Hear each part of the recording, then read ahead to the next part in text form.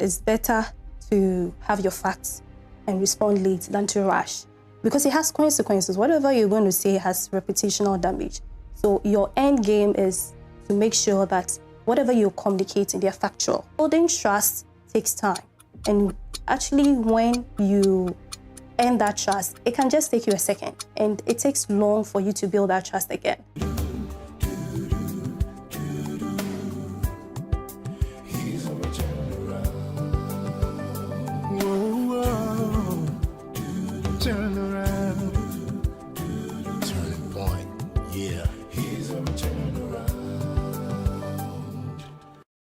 Hello and welcome to Springboard, your virtual university. My name is Albert Okran.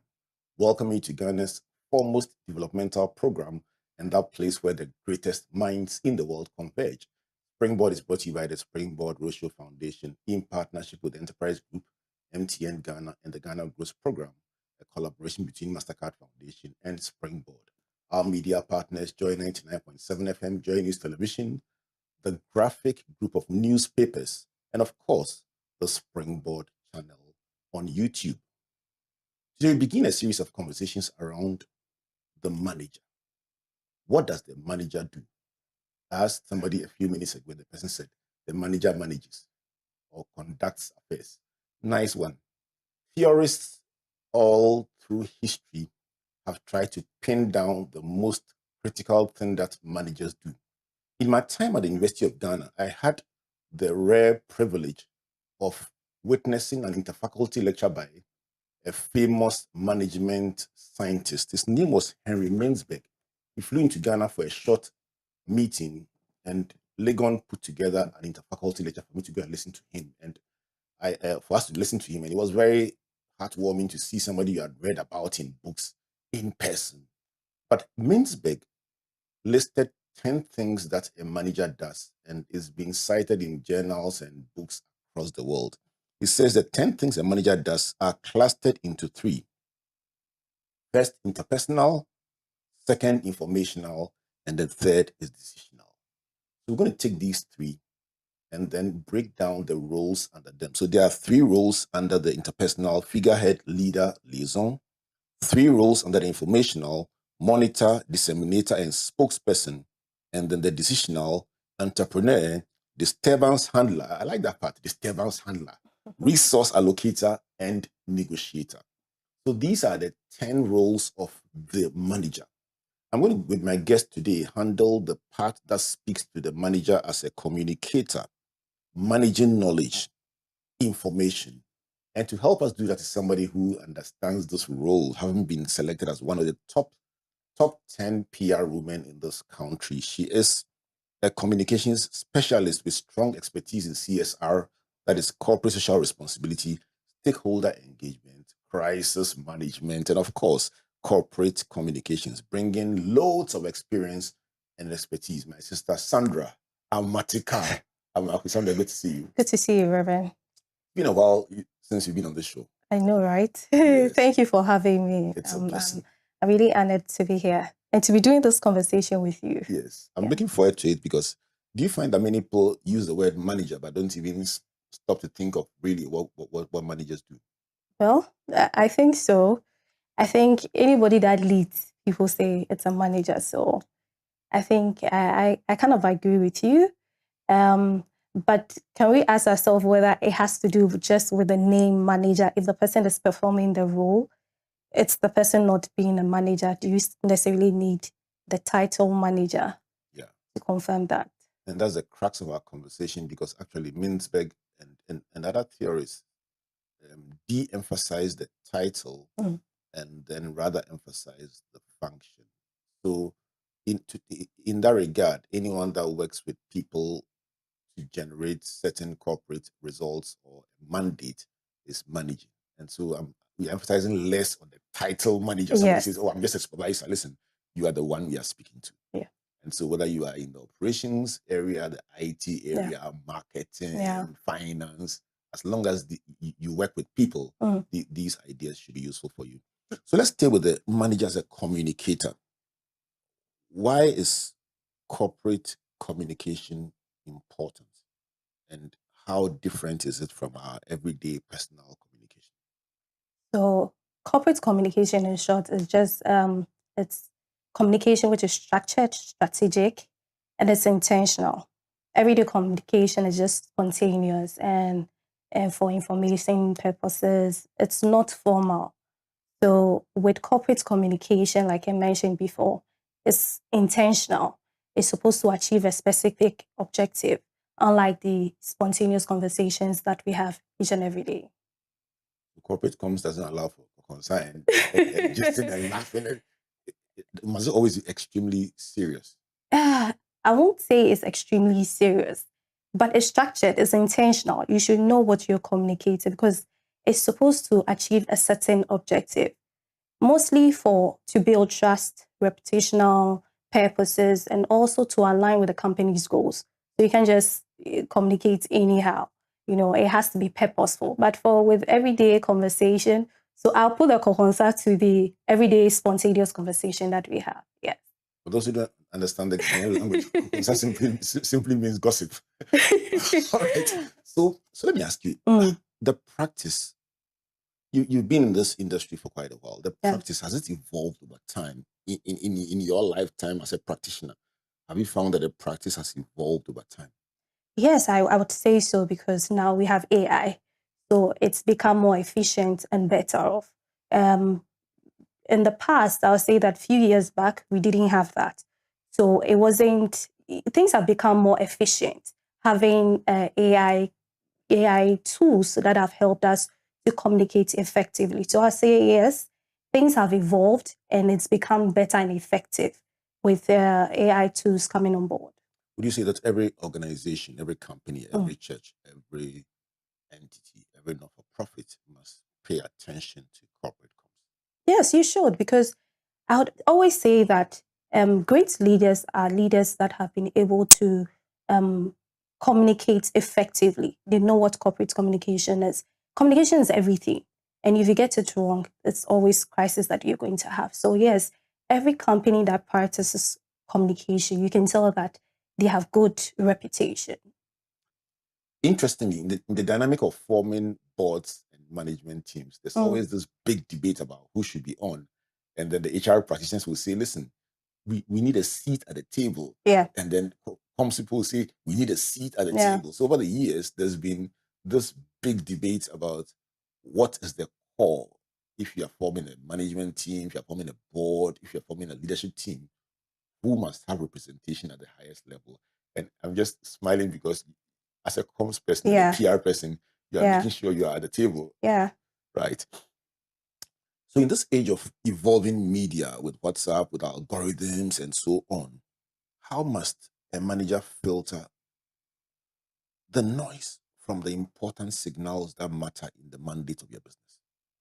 So you just have to learn to manage what is important. You can't ignore everything. So one, you have to check fact checking. You have to check whether what you have received or what you're hearing is accurate. And then everything you communicate is timed as to whether the particular time you want to communicate is the right time. So it's all about weighing the options, what is important, and you can only achieve that if you check your facts accurately. So there's always this dance between responding immediately and sometimes people say, look, hit them hard, respond. Yeah. What do they mean? And then an hour later, a day later, I mean, without mentioning a particular instance, recently there was a big news item about something. And then the next day, they said, oh, it was a mistake. So if you responded in a rush, it could be quite tricky. How do you find the optimum time between responding immediately and fact checking? I would say that it's better to have your facts and respond late than to rush, because it has consequences. Whatever you're going to say has reputational damage. So your end game is to make sure that whatever you're communicating, they're factual. And the timing is also important. Like I say, don't be in a rush to come out when you don't have the facts. That's what I have learned, and that's what I actually do. I am in a sensitive sector, and you always would get things like that. But you don't rush, because immediately you rush, at the end of the day, you are going to have more crises. Are you in to resolve issues or to actually add on? So for me, I would say that it's better to have your facts. If you have the fact, that is when you can come out. There's no need to be in a rush, because when you're coming out, what are you coming to say? What do you want to communicate? What do you want people to know? Are they factual? Is it the truth? Because, building trust takes time. And actually, when you earn that trust, it can just take you a second. And it takes long for you to build that trust again. So I would say that it's better you take your time, have your facts, and come out, and then communicate accurately to your stakeholders. Managers are able to pick up signals that others don't see. Yeah. And by virtue of, somebody says the higher you stand, the further you can see. Yeah. So a manager can pick up a signal that nobody has seen and react appropriately or point the team to potential issues that in your journey, has there been a time when you've picked up a signal that nobody saw? Without a full detail, but have you ever spotted a signal and said, team, let's watch this space? It saved you money or... Yeah. It happens. Before crisis will come, it starts with the signals. So you sense it, feedbacks. You have to have the ears and the eyes on the ground. How do you do it? You're working with your team. You are in a company. You should have your ears and eyes on the ground, and you should take feedbacks. It's not everything that is important, but you don't ignore them. You know which one that is important to implement, So I'd say that, yes, the signals are important because it helps you to save crisis. It will save you costs. And so you shouldn't ignore it. And before a crisis will happen, it starts with an issue. And all these complaints, or if you're in a company and you're hearing that the drivers are complaining, they are not happy, you don't ignore it. When customers come in, what are the feedback? And you should put in measures, because you're supposed to sustain feedback from people in terms of your stakeholders as well. So yes, signals are very, very important, even within your team. You should know what they are worried about. Someone comes in, you should be able to pick the signal that today all is not well. Yeah. They could range from a critical staff who is not looking too well. Exactly. That you ask 2 questions and find out that, it's a major bereavement in their lives, and that could have major implications. Exactly. Or industry signals, or shareholder responses, or probably being clients' complaints about service quality. Yeah. You should be present. Present. Yes. I like that word. You should be present. Does being present mean having your ears in social media, watching comments people are making? How do you keep your pulse points on the ground in this myriad? I know, right? Everything's have changed. Of course, social media is another world altogether. So having your ears and eyes on the ground, it's everything. Social media, we all know how important social media has become. So of course, social media, what are people saying about your company? You should be reading and knowing what is going on. That is why we are using all these AI tools to be able to find out how we are faring, our brand is faring, what are people saying about us. Do you find that technology can make this work easier? Are there technologies that are being used? Because, at one go, you must be able to tell what is happening. Some time ago, if you watched one TV station or one radio station, you will know everything that is being said in the country. But today, there are a plethora of them. And then beyond traditional, there's digital media. And then there's all kinds of spaces. What tools, tell me, what tools are experts using to measure brand affinity, how people feel, what they know, what they are seeing? How do you measure? So, like I said, AI tools, you can use Brand24. You can also use a SharePoint. SharePoint actually makes you know how many people are reading your story. So if the story about Karpowership, how many of them have read the story? So there's so many AI tools that you can use to measure your brand. You can use Google Alerts to get to know the mentions, how many the stories, the brand name of your company. So anybody mentions you anywhere, you get the alert. So you get to know what exactly the person is talking about. So you're walking, you're driving, you're still in your office. You literally, anyone in cyberspace, anyone anywhere that mentions your company's name, you get an alert on your phone, you get there. So if there's a news alert about Karpowership or the energy sector, so it's not just about Karpowership. There's specific, I would say, that keywords that are also aligned to what you do. So you want to know your competitors. They are very, very important. I always say that my job actually starts when I wake up and I'm just scrolling, reading, because there could be news about our competitor and I should be interested. News about the industry, finance, you should be interested because we're not working in silos. Because one thing can affect a competitor and can also affect you as well. You're watching the news and there's some war somewhere, it has implications, and you're not thinking about the war, you're measuring how. Yeah, you have to look at how. Yes, you have to, because as a communication person, you're also the advisor to the company. It's a strategic role, and you're supposed to advise the company with this that I'm seeing. I think we should do this or should do that. You're supposed to predict, and you're not just predicting by just predicting. It should come with, facts, measurable stuff that you have put together that with this, I think that this is what we should do, because you should come out with solutions. And that's why we always advocate that communication should sit at management table, because it's a strategic role. It's an advisory role, yes. And if communication is not seated there, how would they understand the vision, the mission of the company to be able to drive communication towards that? The decision-making table, you should have the communication person seated there. Let's go on to drilling the message through the entire organizational framework. What happens when a company or the comms role of a manager fails to ensure that the message travels through the entire organization to the very last person? Internal buy-in. What happens when there's no clear dissemination of what the company stands for, what you believe, what your mandate is through the entire organization? That would be difficult, but as a communication person, you should always also have a communication plan, an internal communication plan. How do you intend to communicate news to the entire organization? And your internal stakeholders are your brand ambassadors. They are your first brand ambassadors. If they don't know much about the company, how would they project the image of the company? But like I said, you don't work in silos. You work with the human resource department to be able to communicate to the staff. So you should have a plan to be able to disseminate news from the top level to the last person in the company. Let's deal with you talked about brand. Let's deal with the disconnect between what you are saying on the big stage. I mean, sometimes let's make it a bit more practical for the person at the filling station, the church, the club and society. I mean, somebody will say this structured, organized, beautiful communication you're talking about works in the high-end corporate that has a board, a management, a trained comms person at the table.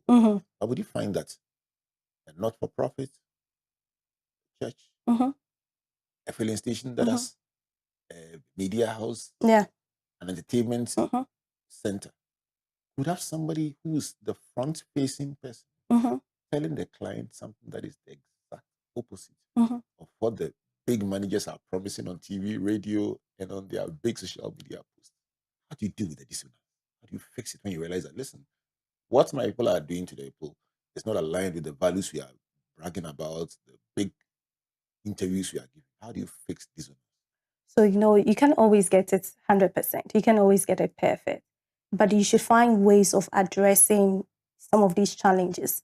So at the filling stations you're talking about, you should have feedback. Sometimes do you also visit a place to find out how some of these customers are being treated? Because you're your brand, whether the person is in Takrade and you are in Accra, it's still the brand's name, the company. The person doesn't know that, okay, the person sitting in Accra hasn't made this decision. It's their first encounter, their first experience with a brand, and that is what they know.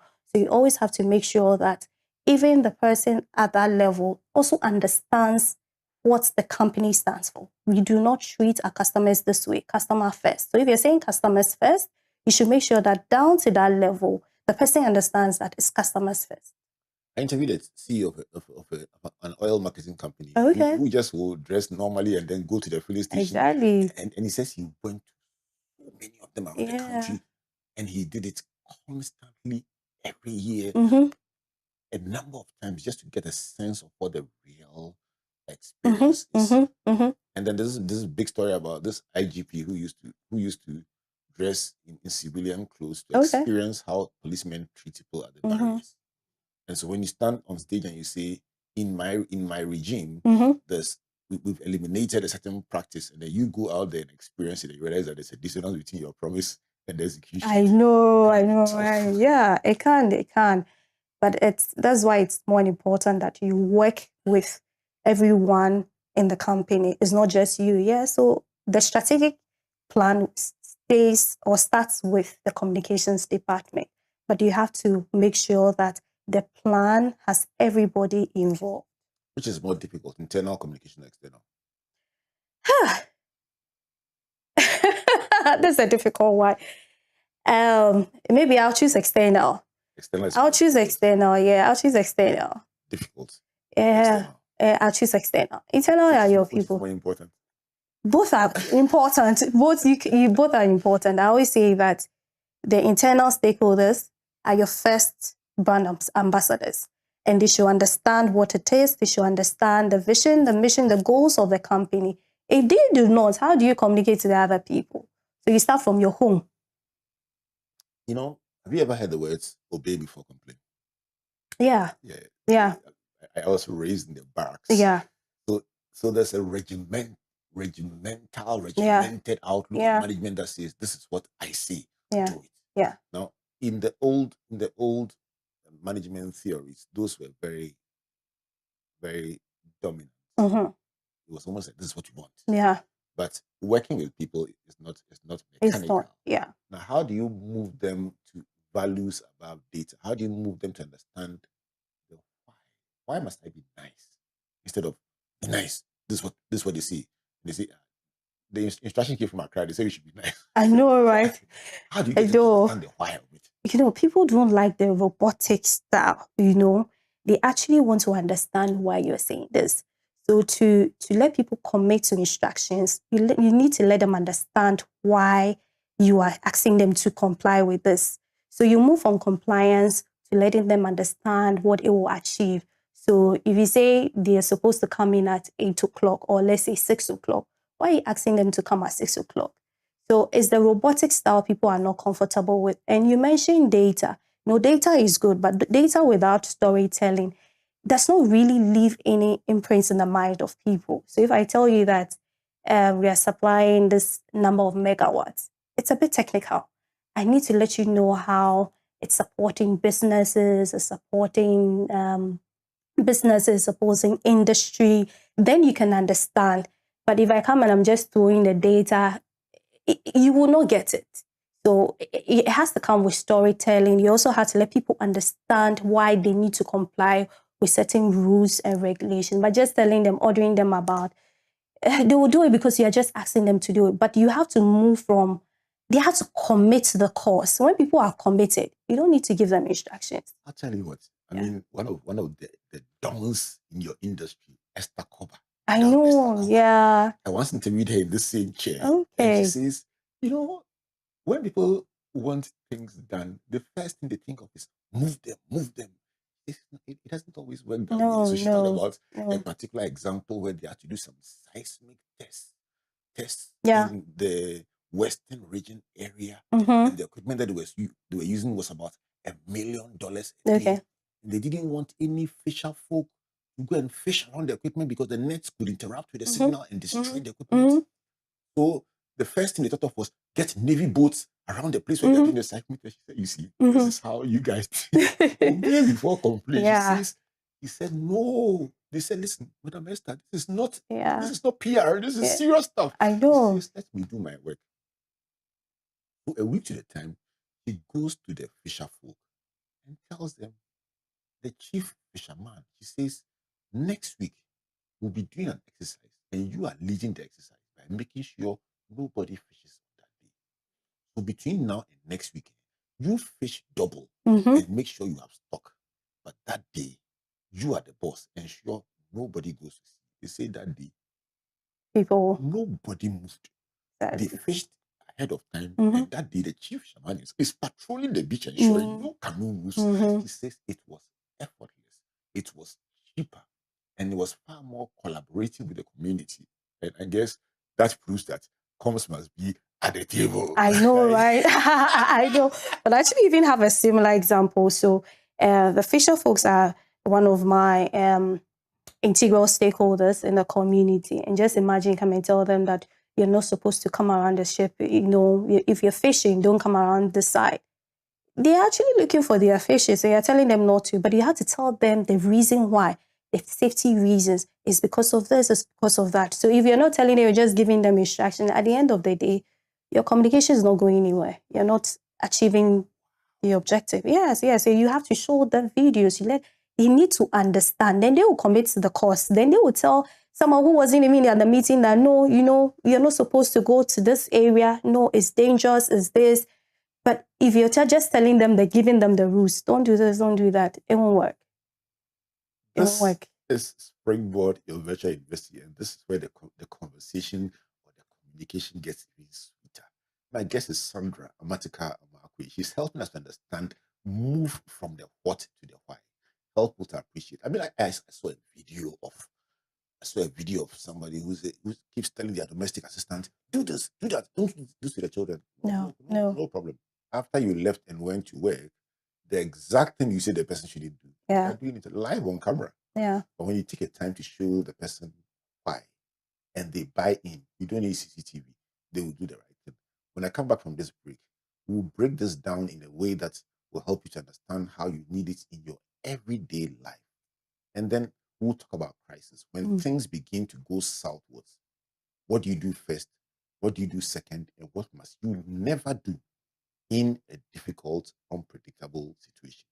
This is Springboard Virtual University, brought to you by the Springboard Ratio Foundation in partnership with Enterprise Group, MTN Ghana, and the Ghana Growth Program, a collaboration between Mastercard Foundation and Springboard. Our media partners, Joy FM, Joy News Television, the Springboard channel on YouTube, and our friends at the Graphic Communications Group. Let's go for a break. Please don't go away. Going to the library.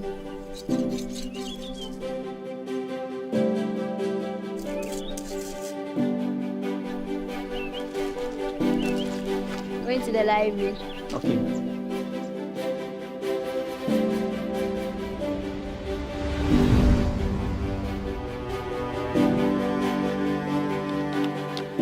I'm going for my graduation.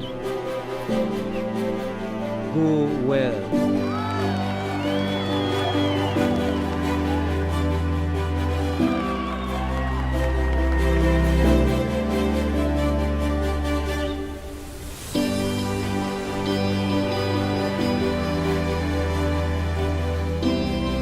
Education changes stories, and being part of these stories is the real passion for us. MTN. No stress. Submit your insurance claim online in just seconds on the Claims Express portal. Simply upload your national ID, cost estimates, pictures, and more to get started. Submit online, track progress, and get paid fast. Skip the paperwork and get back on the road with ease. Visit claimexpress.enterprisegroup.net.gh for easy claims and quick payouts with absolutely no stress. Enterprise, your advantage. Welcome back to Springboard Virtual University and to this amazing conversation about the manager as a communicator. If you have not been with us so far, we'll catch up so you see what you have missed. Hopefully you can rewatch this broadcast to understand just why you need to be on top of your communication, both individually and corporately.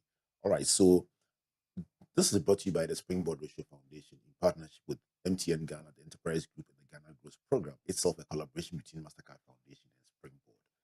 Back to our communication about corporate communications. Yeah. Communication about corporate communications. My guest for today is Sandra Amartikar Amarquaye, Corporate Communications Manager at Karpowership, Ghana. And she's been telling us so far how the things that we do in comms should run from top to bottom, internally and externally, and very importantly, focus people on the why and not just the what. That was quite an interesting thing about getting buy-in from people about the why and not just instructing them not to come near your ship Yeah. to come near Yeah. the high risk Yeah. areas. Yeah. Do you find that when people understand, they are far easier to work with than when they are instructed? Yes, and understanding will not just take just once you tell them. It has to be repeatedly.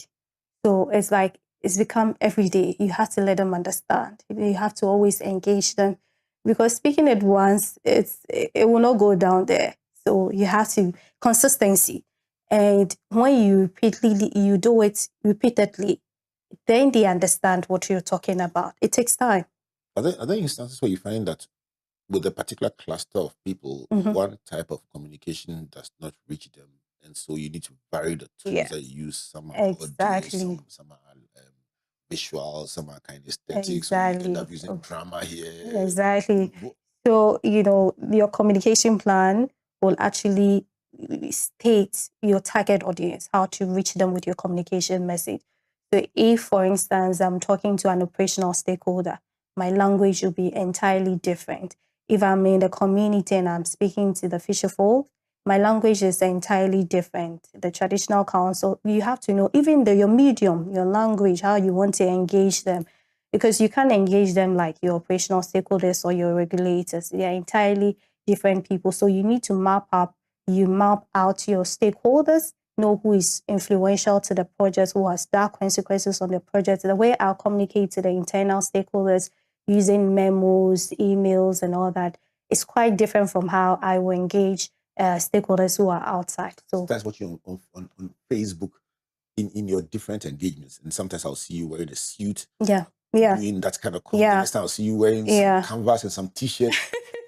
Yes. How does dressing complement or how does it connect with the particular stakeholders you are engaging with? You have to let the people feel you're part of them. So when I get to the community, my whole outfit is different because you need to look smart, you need to be part of them. You can't be wearing suit and you're going to talk to them, you need that sense of belongingness when you are among them. And that also helps because then they feel like they can easily approach you and they can easily speak with you. But you're wearing a formal attire and they feel like, okay, can I speak with you? Can I engage? Is there feedback? Because sometimes even the same people are those who can tell you that in the community this is happening. And if they understand you, they love your brand, they give you the information. They are your brand ambassadors in the community. Someone is speaking ill about your project, they're going to tell you that, no, these people, they are not like that. That's why you need them to understand what you're doing, why you're doing this. And if you don't understand the medium, the channels that you should use to in communicating your messages, you will not get the message right to them. The channel is very important. Sit on the canoe with them, talk with them, speak their language. Do you sometimes have I speak Chi. Yeah. I don't. So even if I have to speak English, I have to, mix it up with Chi or Fanti because if you're a Fanti land, you need to speak Fanti. So yes, most of my engagement is in Fanti, and they need to see more videos because what you're saying, show them the visual representation of what you're talking about. If I'm before the traditional council, I'm not going to be speaking English. They want you to speak their language. You're a Ghanaian, you're part of them. And it's even welcoming because at the end of the day, they feel like you are part of them, even though you are not from the region, you are part of them. If I go to the Karpowership, I also have to speak I have to speak the I can't speak the Turkish language extensively, but some few words to let them feel like, okay, you're also part of us. Yes, I have to learn the Turkish language so that they understand. I remember when President Bill Clinton came to Ghana at the invitation of President Rawlings. Mm-hmm. When he stood up at Independence Square and spoke just one or two words in G, the way the crowd yelled. Yeah. And the man said it was the happiest day of his life. Yeah. He just couldn't believe the size of the crowd.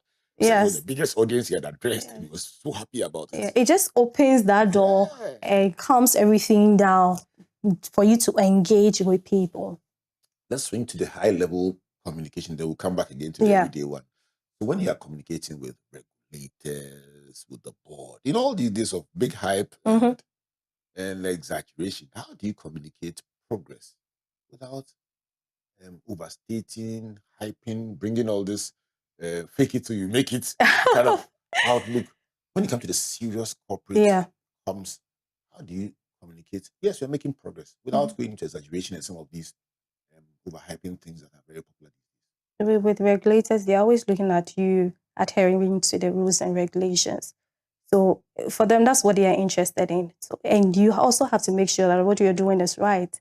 You have to comply with the rules, and that is why they are the regulators. So of course, yes, it has to be formal and professional. But of course, we have different medium in communicating to them. There are instances where we've had a tete-a-tete, there's formal events, there are letters that will go around. All that is all part of communication. There's no, you don't use one medium to communicate. There are various means to achieve your objective. Let's swing this from the office of the comms corporate communications manager.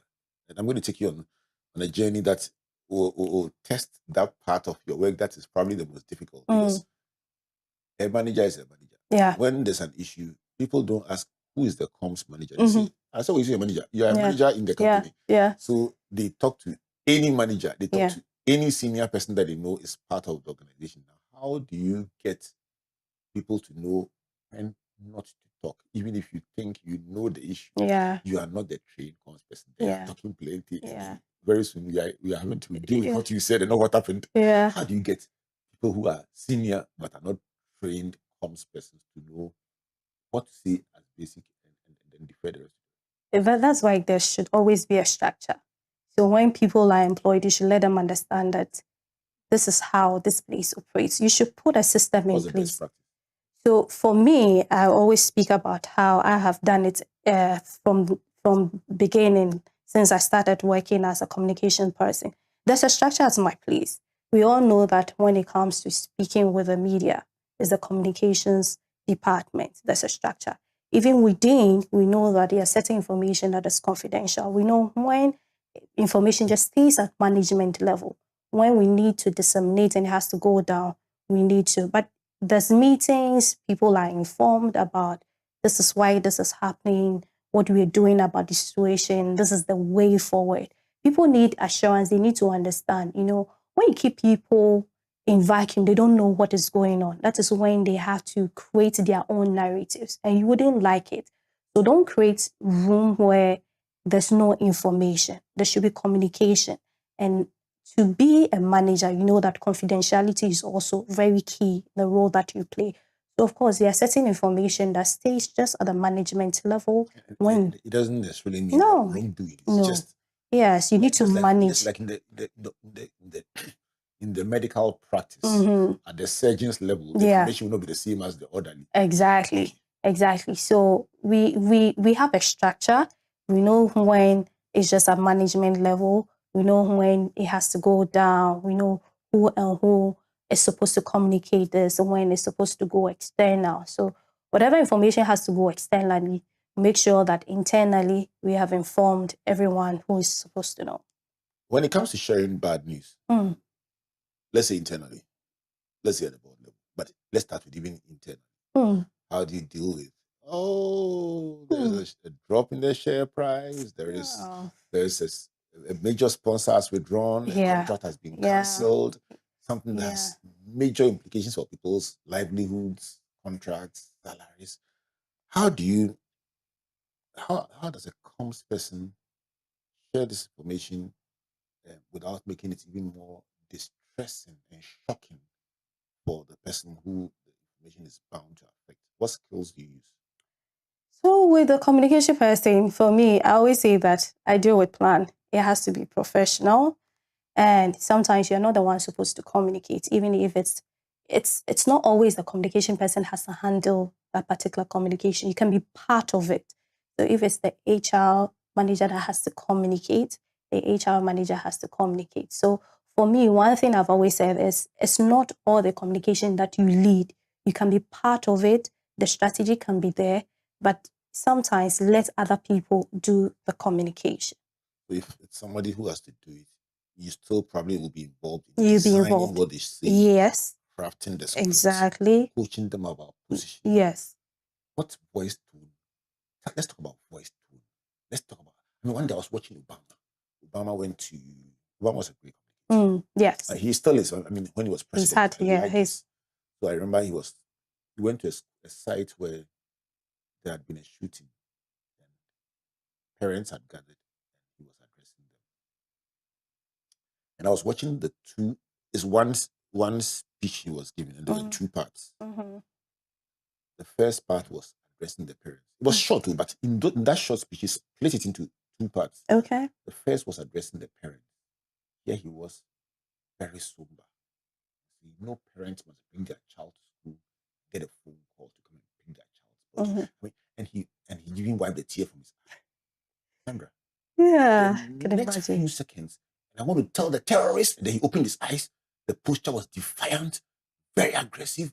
And I said, wow, did somebody prepare him for this? Yeah. Because he got it so spot on. In one small speech, he spoke to one constituency with empathy, soft voice, and that's where I was broken look. And then in a second, he speaks to the terrorist, and that one is not broken, no empathy. It's fire. Can these things be learned? Yes, empathy is very key in crisis. When you have crisis, that is when you are coming to defend yourself. When you know you faulted, you have to accept it. And people can even love you for doing that. Empathy is very necessary. You can't come all being defensive when you know that you're wrong. And people want to know the way forward. So there are two things you need to learn from it. When dealing with crisis, empathy is very key. Your tone, the language, the kind of words, your diction, kind of words you want to use, how you speak to people, and where you have faulted, you should accept the fact that you have. Usually it's really difficult for people to accept that we have faulted. But that is how people will love you for it, because you don't want them to go around and see that you faulted and you didn't want to accept. So yes, empathy is very key. Sometimes you do not have all the information, but there should be empathy in your tone. You should feel like you are feeling remorseful, or whatever has happened, you feel for the people. But in the swing was also very powerful. I mean, the sudden swing to the terrorist, knowing that at that point you can't be exhibiting empathy. Yeah, that's why you need to. It's like a show. Yeah, you need to, because that's what people want to see. In crisis, that is not when you panic. You need to be very calm. You need to be very calm, and you need to know what you want to say. If you're not calm, you panic and you say what you don't need to say. And your tone, people are watching you, and sometimes it's in your calmness that people will find some solitude. I found situations where the problem was not the nice speech that the leader gave with all the empathy. The problem was that later that evening, the leader was seen at a party. Should the leader, for instance, cancel a personal party if it coincides with a crisis situation that involves people's livelihoods, and there's a prefixed party that night? Yes, you should. Yes. If there's been, because you don't want people to feel like what you're going through, you are indifferent. No. So yes, before the crisis, there was a plan, but it distorts everything. We have to make sure that we deal with the crisis. When it's over, we can revisit everything all over again.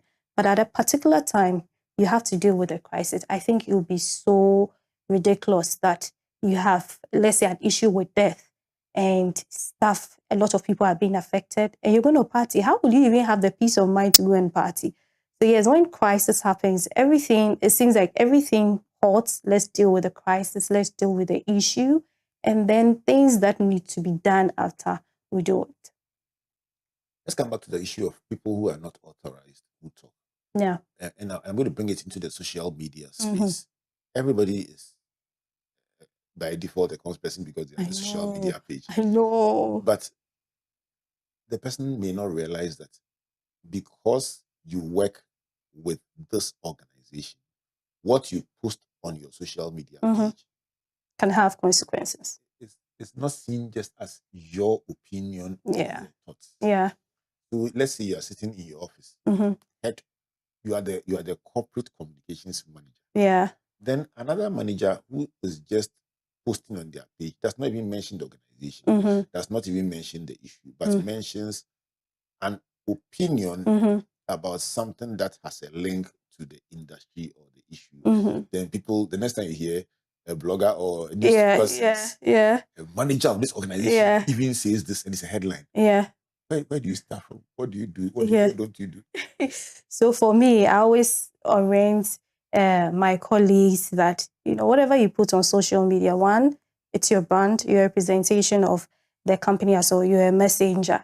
So whatever you're putting out on your own personal social media, even though it's your own personal social media, you are attached to a brand because that's where you work. So if you're making opinions about things, you should be careful, especially when it has to do with the industry you find yourself. And you should know that the things you're putting out there to the whole world. It's not just your friends. Anybody can pick it up.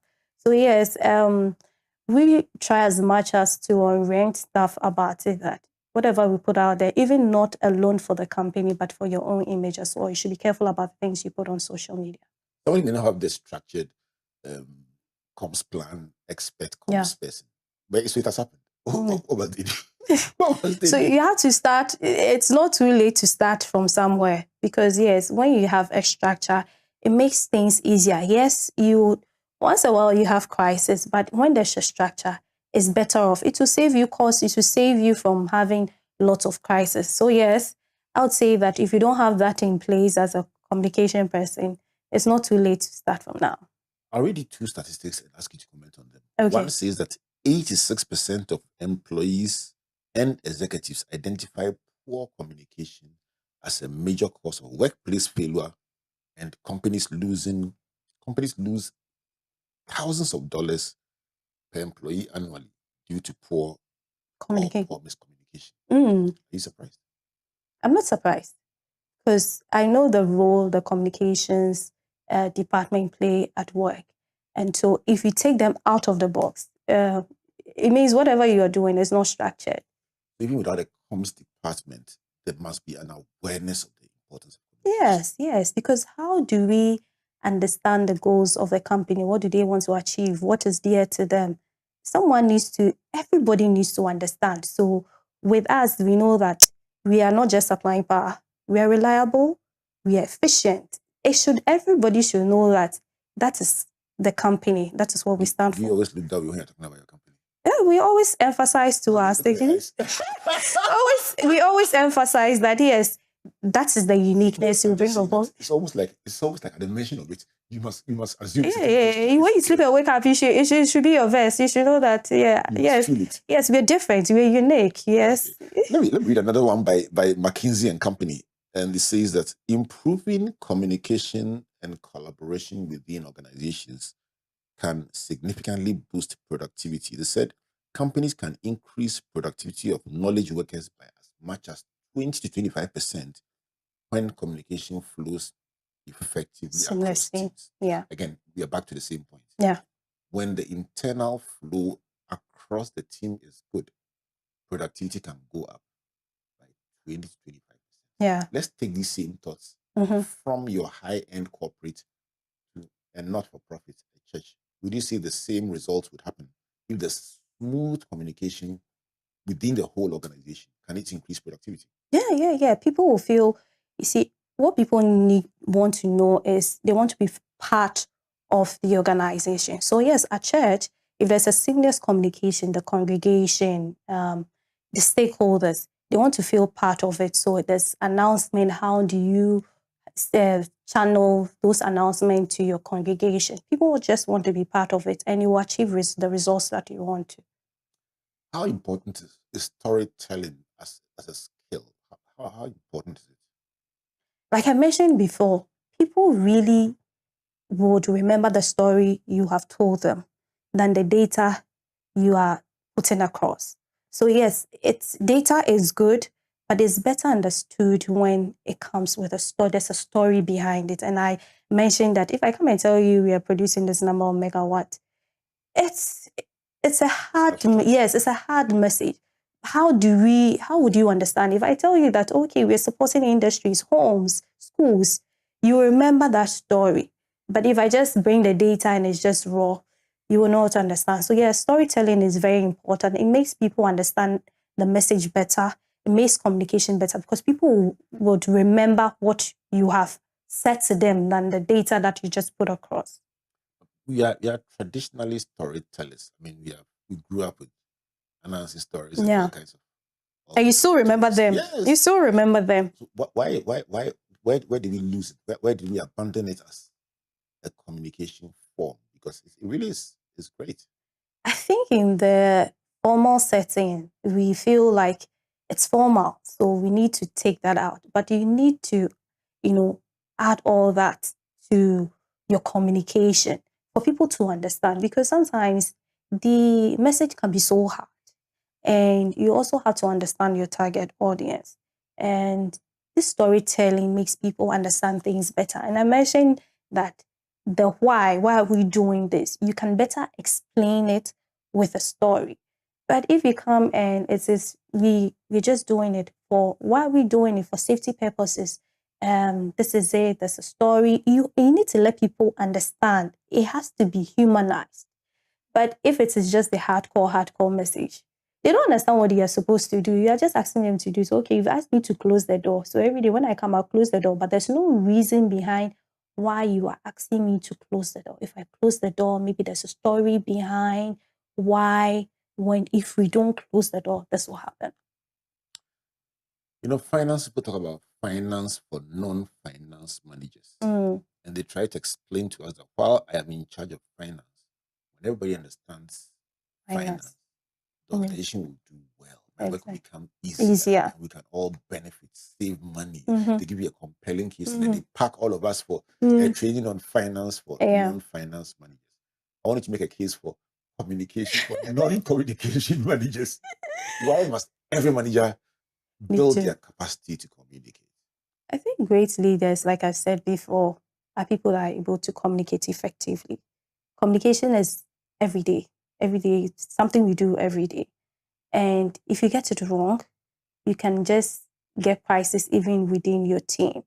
You should know everybody in your team, how to communicate to them, how to let them get the results that you want them to get. So yes, at first we'll say that it's a soft skill that people need to, but it's an essential tool every manager needs to learn. It makes your work easy. It makes it so effective. Your team will even love you because you know when the boss is serious. You know when you are in your good mood, you need to, you have to learn the skill and know how to manage your team. Without it, I think that you fail as a leader. If somebody meets you in the corridor and says, what are the 3 things that make somebody a great communicator? 3. Sandra Amartikar Amarquaye. What would it be? 1. A good listener. Listener. Yes. 2. A good listener. I would say that assertiveness. Listening, assertiveness, and 3. Confidence. Confidence. Yes. Listening, assertiveness, and confidence. Yes, you should Right. be a good listener. Can I throw one more in? Yes. Clarity. Yes. All right. The 3 C's. Of the three you mentioned, which one would be your favorite? I will go for listener. Why here? Why? Yes, because you should listen before you talk. You should understand what a good leader must listen. So I'll pick a good listener. In as much as we say, yes, to be a good communicator, you need the 3 C's. You need to be clear, coincide, consistency. But yes, I will go for a good listener. I tell a story about a pastor who preaches very well. Whenever they close, people are going out and he's receiving his fans saying hello to them. He said, Pastor, that was a great sermon. And his response standard, very nice, very good. Oh, Pastor, I love the message. And you say, very nice, very good. Oh, Pastor, I was so blessed. I know, very right? nice, very good. And the woman came and said, Pastor, my husband died last night. And he says, very nice, very good. He wasn't listening. He wasn't listening. He wasn't listening. Yeah. There was a program response. Oh. So everyone was giving him fans. Okay. And he was taking the compliments and saying, very nice, very good. So the woman said, my husband died last night. And he says, very nice, very good. Oh. Bad. Yeah. So that's a reminder that listening is very, yes, we need. Yes, listening. Has been very, very. That's when you take feedback, you get to understand, you know at what point you need to communicate. So yes, I think a manager must be a good listener. Sometimes we tend to talk, but we don't give people the opportunity to also speak. We are not listening. We are just talking. We are not taking feedback. But a good leader is someone that listens. You give people the opportunity to give you feedback. When it's throwing the last question for that person who is starting their journey as a manager, Okay. and either in the communications Anywhere. industry or any manager, and is listening to you and learning today about the role of communication in their management journey, I'm going to ask you to look in this camera and just give them some guidance about how they can factor in communication and grow themselves to become great leaders. Starting as a manager, we have social media is there. We have AI tools that can always make you do better. You need to learn. You need to learn how to communicate to the people that you work with. And some of these tools are there for us to learn on the job. You should always, always, always be purposeful in wanting to learn on the job. And like I've always said, be a good listener. Be a good listener. You are the leader of the team, and you should always have in mind that your team members are looking up to you, and you should just be a role model to them. A role model to the team that is looking up to you, and that is Sandra Amartikar Amarquaye's tip for that young manager wanting to be the next big thing in your industry. Sandra, thanks for coming. Thank you, Remy. Thank you. I'm honored to be here. Thank you. Thank you. Again. We should. Absolutely. I enjoyed the conversation. Thank you so much. Right. So if you joined us along the line, my guest is the corporate communications manager at Karpowership Ghana. And it has been Sandra Amartikar Amarquaye, a great friend of mine, having this conversation about the manager as a communicator. And how did this come up? Because we've been looking at what does a manager do? And we keep saying manager. But hey, what does a manager do? So we have had a conversation today about the manager's role as a communicator. It's based on our split of the managerial roles into 10, based on a research or work done by Professor Henry Mintzberg that says managers' roles are 10 in 3 blocks: the interpersonal block, the informational block, and the decisional block. Today we spend time on the informational block, and we'll be looking at the manager as a monitor, as a disseminator, and as a spokesperson that manages knowledge in the organization. In our next conversation, we'll look at the manager as an interpersonal person working with people, that is a figurehead, a leader, and a liaison. By the time you've done these 3 sessions, you will understand what the manager does. 10 useful blocks that are very interrelated. My name is Albert Okran. Say a big thank you on behalf of the Springboard Roadshow Foundation, our partners, MTN Ghana, the Enterprise Group, and the Ghana Growth Program, a collaboration between Mastercard Foundation and Springboard. Our media partners, Joy 99.7 FM, Joy News Television, the Graphic Group of Newspapers, and the Springboard channel on YouTube. Once again, God bless you, and God bless you. That is a wrap. How was it? Super. Really? Hey.